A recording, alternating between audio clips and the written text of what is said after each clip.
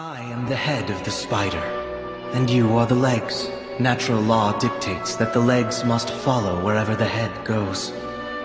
But this is just the chain of command. It doesn't apply to my life or death.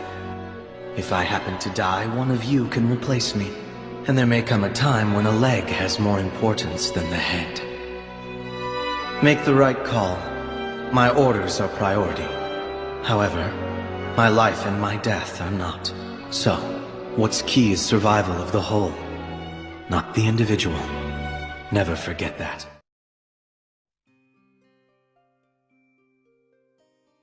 Where does values come from? And why does it even matter? Values arrive from a culture. A culture is simplistically defined as a way of life in which a particular group does things. But why does a particular group need a specific way of doing things? Can't there be a one-size-fits-all culture? A culture develops over time from a group's needs, which is largely shaped by the environment and sometimes by their character. Most importantly, a culture is a selective response to a group's specific history. Hunterxhunter Phantom Troops is a group well defined by this collective cultural aphorism dictated by the leader Chrollo Lucilfer. They celebrate a collective cohesion that supports objectivism in the sense of decision making among the members and freedom of thought and expression. But the main ideology embraced by all the members is that the group as a whole is the most important element, where its values are upheld without question and its identity is well defined. This rich sense of cultural tie is the most unappreciative determinant of the group's structure, productivity, and organization that translate into the epic moments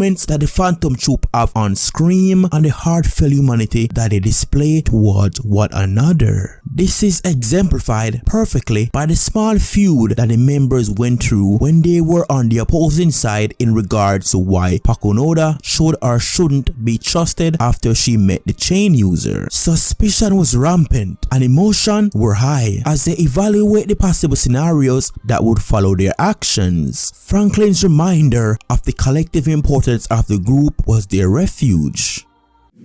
パクノダを生かしてやれ。おめえまで何言い出すんだよ。シャル、今俺たちにとって最悪のケースってのは何だ？団長がすでに死んでて、パクノダたちが捜査されている。スタリアローの所在は結局知れず、この二人にもまんまと逃げられるかな。それが間違ってんだよ。最悪なのは俺たち全員がやられてクモが死ぬことだ。それに比べりゃお前が言ったケースなんざへみてえなもんだ。違うか。理由はどうであれ、お前らどっちも団長に寄りすぎだぞ。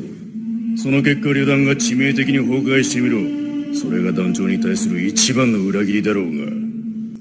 One would argue that Chrollo centered the troupe's priorities around the existence of its structure rather than its leader is an action of self-depreciation and structural suicide. However, Chrollo's ability isn't limited in the area of philosophical principles, as he made it known to the spiders through his actions, whether mandate or consequential, that the life force of the group isn't one-dimensional like a central nucleus, but instead a collective expressive gene of love for the group's existence above all. Collectivism might sound strange to many. Many often interpret it as a heist of individual freedom and agency. However, under Chrollo's leadership and guidance, the members of the Phantom Troupe hasn't lost their agency nor their freedom of association, but instead gained a greater sense of appreciation for their peers and learned to take a second-hand approach to certain issues as the help of the group is always available. I appreciate this culture because it offers a more practical solution for a group. When protection and justice is considered, moral judgment affects the amount of justice and tangible benefits one receives. However, being a collective unit destroys proper moral judgment by attributing values choices to the whole group instead of the person making the choice.